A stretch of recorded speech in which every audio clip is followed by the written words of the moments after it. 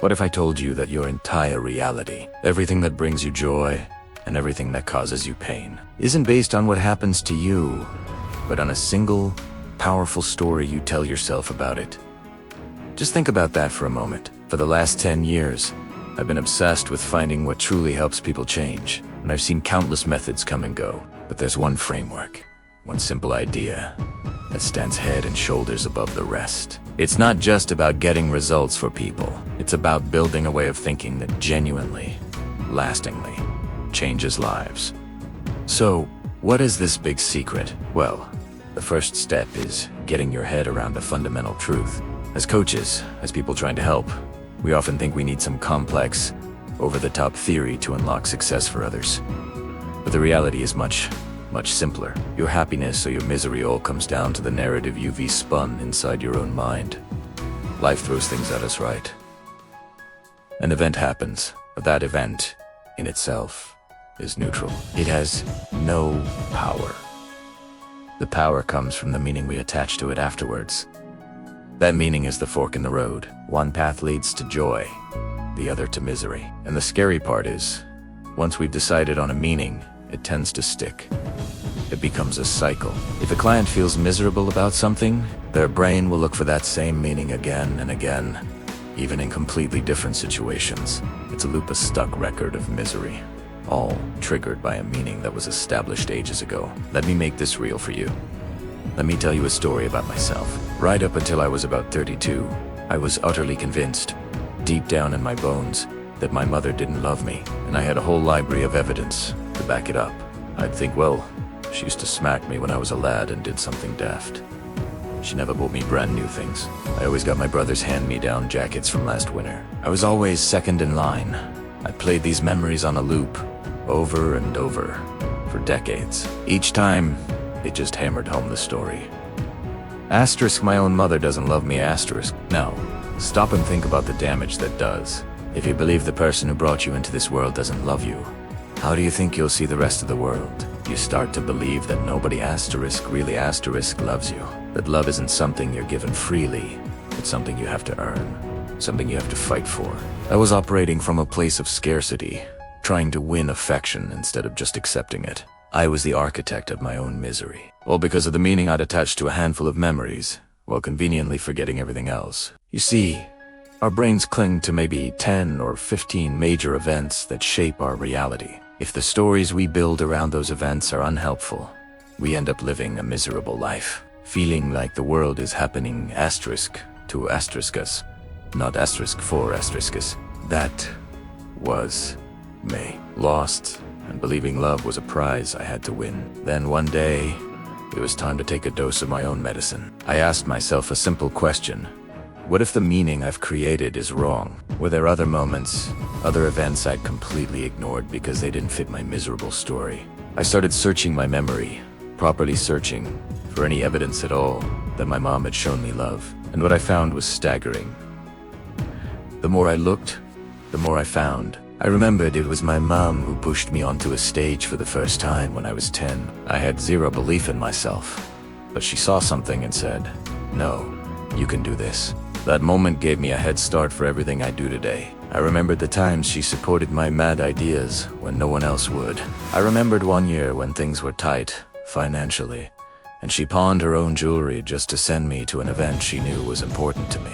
There were so many examples of her love, of her going above and beyond, that I'd just erased. I'd erased them to protect this one painful story that I was unloved. The meaning I was making was all about me. But what if her actions were about something she was going through? Maybe that was just her understanding of love at the time. So, I decided to flip the script. I started asking, how does my mother love me? And I actively looked for the proof. The more I found, the more the old story crumbled. And as it crumbled, I started to change. I wasn't this unloved person anymore. I was someone who was loved, wanted, and appreciated. Now, imagine how a person who believes they are loved operates in the world. They don't have to earn it anymore. Take on Kust. Give it. Freely. I started to operate from a place of love, and it healed my relationship not just with my mother, but with everyone. It also changed the very foundation of who I am as a coach, because I finally understood what love felt like. It became one of my core values. I realized that I am loved, and that every single thing I do can be an act of love. It's why I show up differently in my work now. When you interact with me, I want you to feel that I genuinely care, because in expressing that, I get to experience it too. It all changed. My entire world changed. Because I shifted the meaning of a few events from something that made me miserable to something that brought me joy. And once you start reinforcing a positive meaning, that becomes your new cycle. So, here's my question for you. As a coach, as a human being, what is the big meaning you've attached to a recent event that's making you miserable? You can't help anyone from a place of misery. But when you operate from joy, from love, making an impact on someone's life becomes effortless. It's not the event that defines you, it's the meaning you give it. An event happens, you assign a meaning, that meaning creates an emotional state. That state drives your actions, and those actions create more of the same events. It's a vicious cycle. But what if you changed the one thing you can control? You can't change the event, but you can change the meaning. Change the meaning, you change the emotion. Change the emotion, you change the action. Change the action, and you change your entire reality. My invitation to you today is to find a more empowering meaning. Don't settle for the default.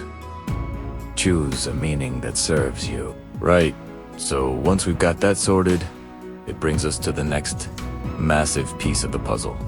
Finding the asterisk, place asterisk, where change can actually happen. Think about it. Most of us are constantly rattling between two different realities. We're either stuck in the past, letting our old stories define us. This is just who I am. This terrible thing happened to me. I was traumatized, or we're lost in the future, creating anxiety about things that haven't even happened yet. Our minds are incredible machines, designed to protect us. They scan the past 4 threats and project into the future to avoid them. But guess what? It gets completely missed in all that time traveling. The present. This moment. Right here. Right now. When you're not in the present, you struggle. You procrastinate. You get overwhelmed.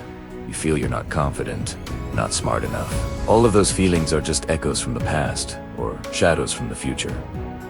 They aren't the truth of asterisk now asterisk.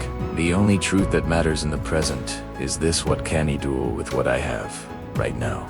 That's Italiano. The skills you have, the resources you have, the people you have. That is your reality. Everything else is just a story. If you're haunted by a story from your past, I want you to ask yourself the very simple questions. First, is it absolutely 100% true? Is there evidence for it? And more importantly, is there any evidence against it? Second, and this is the killer question, does this story asterisk help asterisk me? Because even if something feels true, if it's not helping you move forward in your life, what's the point in holding on to it? I was working with a student just the other day, an older fellow, probably in his 40s. He told me, flat out, the thing is, I'm not smart. I asked him, right then, why do you reckon you're not smart? You seem pretty sharp to me. He explained that when he was in nursery, a teacher told him he wasn't smart. I was gobsmacked. How old were you? I asked. 3, he said. A 3-year-old was told he wasn't smart. And here he was, nearly 40 years later, still carrying that as his absolute truth. I asked him, mate, have you managed to get through school? Have you had jobs? Built a career? And he said, yes, of course. He'd done well for himself. Saved enough money to take time off and pay thousands for this very program, I said. So the 40-year-old man I am talking to has mountains of evidence that he is capable and intelligent, but you're choosing to believe a nursery teacher from 37 years ago. Is that story serving you in any way? And he realized, no, it wasn't. It wasn't true, and it wasn't helpful. So I gave him a new task. What if every day you looked for evidence of how brilliant you are? Because when you look for it, you will find it. And if you tell yourself that new story every single day, in a few weeks, that old belief won't even exist anymore. Now, what about the future? The future is what gives us anxiety and overwhelm. If you or your client are feeling that, ask this question. What are you asterisk? Actually asterisk focusing on? 9 times out of 10, They're focusing on some distant, daunting goal so far away it feels impossible. Even a great vision can be paralyzing if it makes you feel overwhelmed in the present. The key is to bring the focus back. Instead of staring at the giant mountain peak miles away, just focus on the very next step in front of you. Ask your clients to do a simple exercise. Get a piece of paper and write down everything that could go right and everything that could go wrong. Usually, the list of what could go right completely outweighs the bad stuff. It's a simple trick, but it pulls you out of the terrifying future and plants you firmly back in the present moment, the only place you have any control. So, we've dealt with the past and the future. This leads us to the third step, organizing your mind. This is all about recognizing the patterns, the mental habits you've repeated for years that have created your current reality. Then, you have to ask yourself if you actually asterisk them. Take my old story of feeling unloved. My pattern was simple. I believed I wasn't loved, so I thought I have to work really, really hard to earn love. My pattern was hard work equals love, so I'd constantly grind away, and any little scrap of attention I got, I tell myself, see, the hard work paid off.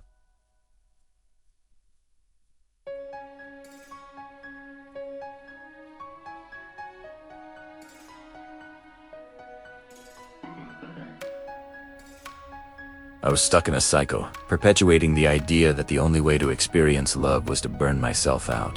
When I looked at this pattern, I had to ask myself a question. Do I love this pattern?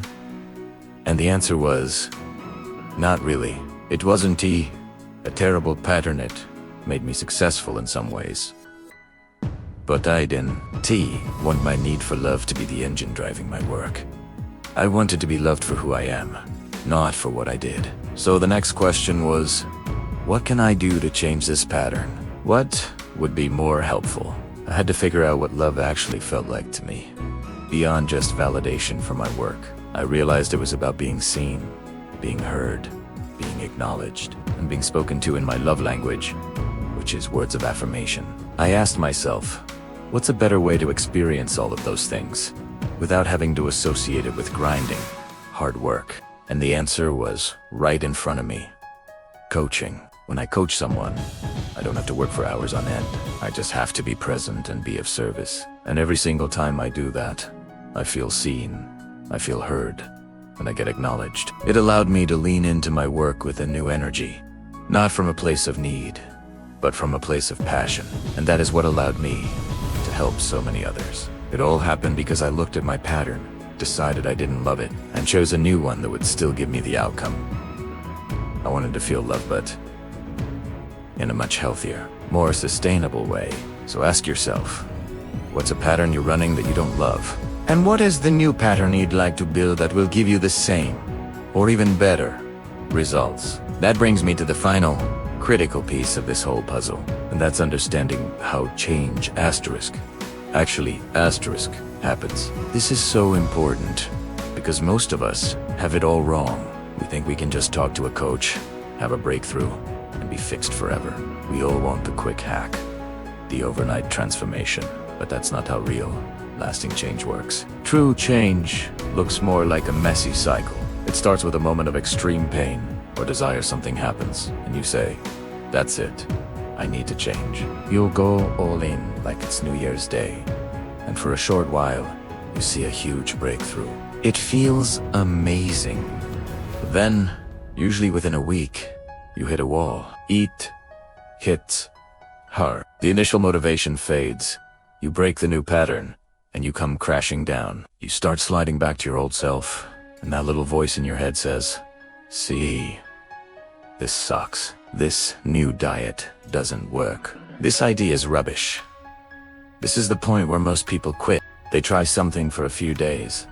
It gets difficult, and they give up, armed with 1,000 reasons why it was never going to work anyway. This is the moment a good coach is worth their weight in gold, because this is when the client is about to abandon the whole project. If you can push through that "this sucks" phase, with the right support, be it a coach, a book, a friend, you can restart the journey.